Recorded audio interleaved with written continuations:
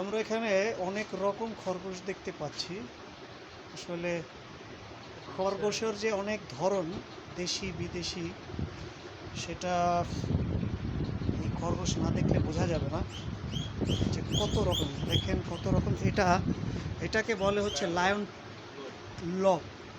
Lion লব হচ্ছে মানে হচ্ছে এর এই যে দেখেন, এর এই যে কিশোর, বড় কিশোর আছে দেখতে পাচ্ছেন। এরপরে এই যে আর একটা খরগোশ, এই হচ্ছে আর একটা খরগোশ। এদের জাত কিন্তু এক একটা এক এক রকম। আর আমি মনে হয় শুরুতে দেখিয়েছিলাম এই যে আপনার ফ্লেমিশ জায়ান্ট, অনেক বড় জাতের খরগোশ, অনেক দামি খরগোশ। এখানে আছে একটু ছোট জাতের খরগোশ। এগুলো আসলে অনেক দামি খরগোশ, এটা শৌখিন ছাড়া এটা সম্ভব না। আর দেশি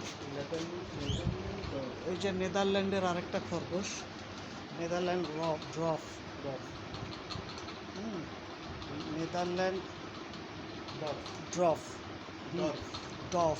আচ্ছা, উচ্চারণ আমার একটু কষ্ট হচ্ছে। তো যাই হোক, এই হলো অবস্থা।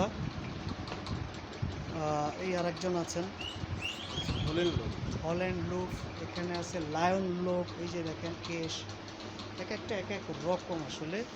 এবার দেখাই এই এনার দেখাই, এর আবার বাচ্চা আছে। তো ওই যে দেখেন ছোট বাচ্চা, লায়ন হেড। এটা হচ্ছে লায়ন হেড। এরকম খরগোশ থাকলে মন এমনি ভালো হয়ে যায়। ঠিক আছে, যাদের খরগোশ পালেন বা ইচ্ছুক তারা জানায়েন যে কার কী খরগোশ জানা আছে, কী অবস্থা। আর দেশি খরগোশ আসলে একটু আলাদা।